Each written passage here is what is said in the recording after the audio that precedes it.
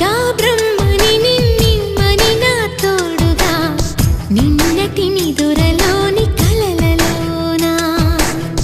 అటులే కమ్మను ఆ కమ్మని తన మాటలే రుజువై నిన్ను నేను కలుపుకున్నా నూరేళ్ళు నిన్ను విడనని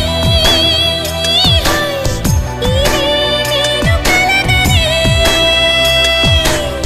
తలలో బ్రహ్మ పలుకులే